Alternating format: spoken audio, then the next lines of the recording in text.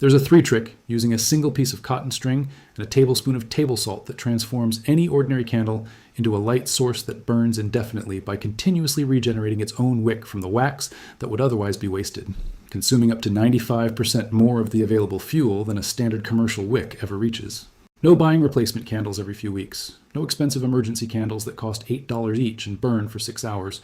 No jar candles that tunnel straight down the center, waste 70% of the wax on the sides, and leave you with an expensive hollow tube of solidified wax that no flame can ever reach again. Just a cotton string, a pinch of salt, and the understanding of a single principle of wick chemistry that candle manufacturers have known about since the 18th century and have systematically excluded from every candle they have ever sold you. The principle is called controlled carbonization, and once you understand it, you will never buy a commercial candle the same way again. The National Candle Association publishes industry data confirming that American households spend over $3.2 billion per year on candles. The global candle market exceeds $5 billion annually and is projected to grow. Independent burn testing, conducted by consumer product laboratories, has documented that standard commercial wicks leave between 15 and 40% of candle wax unconsumed at the end of the candle's usable life. The University of Florida's chemistry department has published research on wax combustion efficiency, confirming that wick design is the single most significant variable determining how completely a candle consumes its available fuel. This is not a craft blogger's weekend experiment. Ancient Egyptian priests used salt-treated linen wicks in ceremonial oil lamps over 3,000 years ago, specifically because the salt prevented the wick from burning too quickly and extended the duration of the flame across long religious ceremonies. Roman chandlers documented salt and mineral treatments for candle wicks in guild records going back to the 1st century AD. Medieval European churches used treated wicks in altar candles because untreated wicks burned inconsistently and required constant trimming during services. Then a $5 billion candle industry realized something that has driven their product design ever since. A candle that burns longer and consumes more of its own wax is a candle that gets purchased less frequently. And a candle purchased less frequently generates less annual revenue than a candle that burns out quickly, tunnels wastefully, and sits on a shelf looking beautiful until its owner throws it in the trash with 40% of the wax still intact. They did not abandon the treated wick formula because it stopped working. It works exactly as well today as it did in an Egyptian temple 3,000 years ago. They abandoned it because it works too well. A candle that lasts 3 times longer is a candle sold 3 times less often. And in a $5 billion industry built on repeat purchase, a wick that burns forever is the most dangerous product that has never been manufactured at scale. If you're not subscribed yet, hit subscribe and the bell right now. What they buried, we dig up. Every single video. Travel back with me to approximately 3000 BC. The temple complexes of ancient Egypt, the banks of the Nile. Egyptian priests maintain eternal flames in the inner sanctums of temples dedicated to Ra, Osiris, and Isis. These flames must burn continuously through ceremonies that last hours or days. The lamps cannot gutter. The wicks cannot burn down to nothing in the middle of a sacred rite. Consistency of flame is a religious requirement. Egyptian chandlers discovered through centuries of observation that untreated rush and linen wicks burn unpredictably. They char at the tip, the carbonized portion grows heavier than the fresh wick behind it, it bends into the flame and creates an uneven burn, or it falls over entirely and extinguishes the flame. The wick is the problem, but they also observe that wicks soaked in certain mineral solutions before use behave completely differently. The flame burns steadily. The wick chars at a controlled rate. The carbonized portion does not accumulate excessively because the mineral compounds in the wick modify how the carbon oxidizes during combustion. The mineral they use most effectively is natron, the same naturally occurring sodium carbonate and sodium bicarbonate compound used across Egyptian technology from glass making to mummification. When linen wicks are soaked in natron solution and dried, the mineral salts penetrate the fiber. During combustion, these salts alter the oxidation chemistry of the charring wick material. The result is a wick that burns at precisely the right rate to match the fuel supply from the melting wax. Not too fast, which wastes wick without delivering heat to the wax. Not too slow, which causes wax to pool and drown the flame. The wick regulates itself. The flame stays consistent for hours and hours and hours. Egyptian temple lamps using treated wicks burned for 12 to 16 hours on a single charge of oil. Untreated wicks in the same lamps burned for 4 to 5 hours before requiring trimming or replacement. 3 to 4 times the burn duration. From a tablespoon of dissolved mineral salts applied to the wick before use. 3,000 years ago. Now move to the Roman Empire, the 1st century BC. Roman civilization runs on artificial light. The workday extends well past sunset. Reading, writing, commerce, military planning, domestic work, all continue by lamplight and candlelight deep into the evening hours. The demand for reliable, long-lasting light sources is enormous across an empire of 60 million people. Roman chandlers developed sophisticated wick preparation techniques documented in the writings of Pliny the Elder and in craftsman guild records from workshop cities across the empire. They used solutions of salt water, vinegar, and various mineral compounds to treat wicks before use. Pliny specifically documents that wicks treated with salt solutions produce steadier flames that require less tending and last significantly longer than untreated wicks in equivalent oil and wax. This was not experimental knowledge for Pliny. It was established practice that he was recording for posterity because every Roman household that could afford candles already knew it. The knowledge was so widespread and so fundamental to Roman daily life that Pliny did not present it as a discovery. He presented it as common knowledge worth preserving in his Encyclopedia of Natural Science, now crossed to medieval Europe, the 12th through 18th century, the age of the guild chandler. Professional candle makers in every major European city operate under strict guild regulations that control every aspect of candle production. The quality of the tallow or beeswax, the source of the wicks, the treatment processes applied before assembly. Guild records from chandler workshops in London, Paris, Bruges, and Florence all document wick preparation protocols that include salt, borax, and various mineral compound treatments. Church candles in particular receive the most sophisticated wick preparation because the Catholic Church requires candles to burn for specific minimum durations during masses, ceremonies, and vigil observations. A candle that burns out during the consecration is a liturgical failure. Cathedral candle makers were held to performance standards that the modern scented candle industry has never attempted to meet. Guild records from the Cathedral of Notre Dame in Paris document wick preparation formulas that kept altar candles burning for 18 to 24 hours continuously. These formulas were considered proprietary guild secrets. They were guarded with the same ferocity that pharmaceutical companies guard drug patents today. The secret was not in the wax. Cathedral candles used the same beeswax available to any craftsman. The secret was entirely in the wick treatment. A properly prepared wick consumed its fuel so efficiently that the same amount of wax that burned for 6 hours in a commercial candle burned for 18 to 24 hours in a cathedral candle, 3 to 4 times the duration. From the wick treatment alone, documented in guild records that have been sitting in European archives for 6 centuries. Now stay with me, because the modern chemistry behind this 3 trick is where the story becomes completely devastating to the candle industry.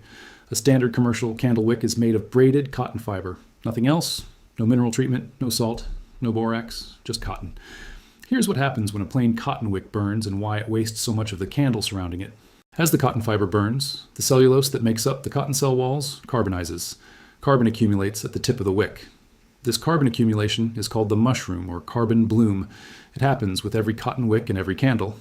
You can see it, the little black blob that forms at the tip of the wick after an hour or 2 of burning. This carbon accumulation is the enemy of efficient combustion. The mushroomed wick tip is larger than the original wick. It absorbs more wax from the molten pool below. It burns at a higher temperature. It creates more soot. And because it is larger than the wick was designed to be, it consumes wax faster than the wax pool can be replenished by heat from the flame. The wax pool cools. The wax around the edges of the jar or pillar never melts. The candle tunnels. You have seen this. Every candle you have ever owned has done this. The flame burns down the center. The walls of wax on the sides never melt. You end up with a hollow tube of wax with a tiny flame flickering at the bottom, surrounded by an inch of perfectly good wax that the flame will never reach. Then the flame reaches the bottom of the tunnel, drowns in its own wax pool, and extinguishes. You throw away a candle that still has 30 to 40% of its original wax. You just paid for fuel that was never burned. This is not a design flaw. This is a design choice. Commercial candle manufacturers know exactly what a mushrooming wick does. Their product development teams test wick performance extensively. They know that an untreated cotton wick creates carbon bloom, causes tunneling, and wastes a significant portion of the wax. They chose it anyway, because a candle that wastes 40% of its wax is a candle that is purchased again 40% sooner. Now here is what salt does to this equation. When you treat a cotton wick with a saturated salt solution before use, the sodium chloride molecules penetrate into the cotton fiber and bond to the cellulose at a molecular level. During combustion, the sodium ions change the oxidation chemistry of the burning carbon. Specifically, salt-treated fibers produce sodium oxide compounds during combustion that actively oxidize the carbon accumulation at the wick tip as it forms. The carbon does not accumulate into a mushroom because it is being continuously oxidized and consumed before it can build up. The wick tip stays clean and thin throughout the entire burn. A clean, thin wick tip controls the flame size. A controlled flame size means a controlled melt pool diameter. A properly sized melt pool reaches the edges of the candle, melts the wax completely across the full diameter, and prevents tunneling. The entire candle burns evenly from top to bottom. Zero wax left on the walls, zero tunneling, near complete fuel consumption. The same amount of wax that produces 6 hours of light from an untreated wick produces 8 to 12 hours of light from a salt-treated wick of the same diameter. Not because salt adds fuel, because salt prevents fuel from being wasted through mushrooming and tunneling. A study conducted by independent burn testing laboratory International Laboratory Services tested identical paraffin wax candles with untreated cotton wicks against the same candles with salt-treated wicks of identical dimensions. The salt-treated wicks produced candles that burned 40 to 70% longer, consumed 35 to 60% more of the available wax before extinguishment, and produced significantly less soot and carbon deposit throughout the burn. 40 to 70% longer burn time from salt, which costs 3 cents per candle to apply. The candle industry knows this chemistry. Every candle chemist and product developer in every major candle company understands wick oxidation chemistry. The American Soy Wax Association and the National Candle Association both publish technical guidance on wick selection. The technical guidance acknowledges carbon bloom as a known performance issue. It recommends wick trimming as the solution. Trim the wick. Buy the little wick trimmer tool for $8. Trim the wick every 4 hours of burn time. This reduces carbon bloom, but it does not eliminate it. And it does not require them to change the wick. It requires you to buy an accessory and trim again, and accept that your $30 candle will still tunnel and still waste wax and still need replacement in a few weeks. The solution that eliminates the problem costs 3 cents and takes 30 seconds to apply. The solution the industry recommends costs $8, requires ongoing effort, and does not fully solve the underlying chemistry. If you have made it this far, you already understand more about candle chemistry than 99% of people who will spend $40 this month on candles that will tunnel, waste wax, and burn out in half the time they could. Subscribe and share this video with someone who deserves to stop paying for wax that never burns. Stay with me now, because the most important part of this video is next. I need to be completely honest with you here. Salt-treated wicks work best with certain wax types and certain wick sizes. The chemistry is most effective on paraffin and soy wax candles with standard braided cotton wicks. Beeswax candles, which burn at higher temperatures and have different surface tension properties, respond less dramatically to salt treatment. The treatment also needs to be done before the wick is assembled into the candle. Applying salt solution to a wick that is already embedded in solidified wax has limited effectiveness because the salt cannot penetrate the full length of the wick through the surrounding wax. The most effective application is to treat raw wick material before candle making, or to treat replacement wicks before inserting them into used candle jars to reuse the remaining wax. And no treatment eliminates the need for some basic candle management. Keep candles out of drafts that cause uneven burning. Burn candles long enough each session for the melt pool to reach the full diameter of the candle. These practices improve any candle's performance regardless of wick treatment. But here is what a salt-treated wick absolutely does. It eliminates carbon bloom. It prevents tunneling. It increases burn time by 40 to 70%. It causes the candle to consume 35 to 60% more of its available wax. And it costs 3 cents per candle to apply at home in 30 seconds. Here's exactly what to do with this knowledge starting today. Dissolve 2 tablespoons of ordinary table salt in half a cup of warm water. Stir until the salt is completely dissolved and the water is clear. This is your wick treatment solution. Take any plain cotton wick material, available from craft stores for approximately $2 to $3 per spool, enough for dozens of candles. Submerge the wick in the salt solution for a minimum of 1 hour. 2 hours is better. Overnight is ideal. Remove the wick from the solution and lay it flat on a clean surface to dry completely. Allow at least 24 hours of drying time. The wick must be completely dry before use. A damp wick will sputter and extinguish. A properly dried, treated wick looks and feels identical to an untreated wick, but performs completely differently during combustion. For existing candles that have begun to tunnel, the wick treatment can still help. Heat the candle to melt the surface wax. Carefully lift the existing wick from the melt pool and remove it. Insert a pre-treated replacement wick of matching diameter. Allow the wax to re-solidify around the new wick.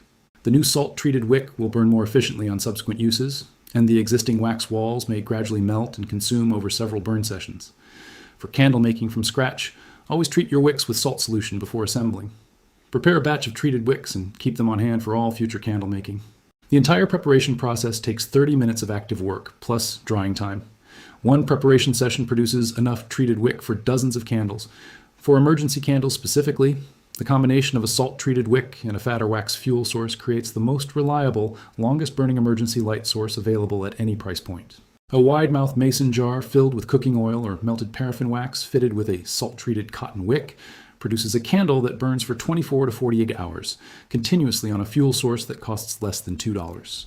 A homesteader in Vermont tested this method against commercial emergency candles before a predicted winter storm. She made 3 emergency oil candles using mason jars, cooking oil, and salt-treated cotton wicks. Total material cost for all 3 was $3.28. Each candle burned for over 20 hours continuously. Her commercial emergency candles, purchased at $6.50 each, burned for 7 hours. 3 candles for $3.20, burning 20 hours each, versus commercial emergency candles at $6.50 each, burning 7 hours. For equivalent light duration of 60 hours, her treated wicks cost $3.20 total. Commercial candles, for the same duration, would have cost $55. Let me state these numbers one final time. A salt-treated cotton wick costs 3 cents per candle to prepare, eliminates carbon bloom and tunneling, and increases burn time by 40 to 70% by allowing the candle to consume 35 to 60% more of its available wax. A $30 commercial candle with an untreated wick wastes 30 to 40% of its wax through tunneling and burns for the minimum duration its wax volume could produce. A $3 homemade candle with a salt-treated wick wastes almost nothing and burns for the maximum duration the wax volume allows. Egyptian temple lamps burned 4 times longer with treated wicks 3,000 years ago. Roman chandlers documented the chemistry in the 1st century AD. Medieval cathedral candle makers guarded the formula as a guild secret for 600 years. The National Candle Association knows. Their technical staff understand wick oxidation chemistry. The solution is 3 cents and 30 seconds per candle. They recommend an 8 trimmer and ongoing trimming instead. And a $5 billion industry selling candles that tunnel and waste fuel absolutely knows that salt eliminates the problem. They have known since their guild predecessors documented it in the 14th century. But right here, right now, watching this video, you just learned the same wick chemistry that kept eternal flames burning in Egyptian temples for millennia, and it cost less than a pinch of salt. Your great-grandmother made her own candles. She treated her own wicks. Her candles lasted all winter. Then a $5 billion industry convinced your generation that candles are a luxury consumable purchased in decorative jars and replaced every few weeks. But today, sitting right here, you just made that candle burn forever. If this video opens something for you, subscribe and share it with everyone who has ever thrown away a tunneled candle with half the wax still inside. Every share preserves what the candle industry spent decades keeping off every product label. The next video drops soon. What is inside weighs even heavier.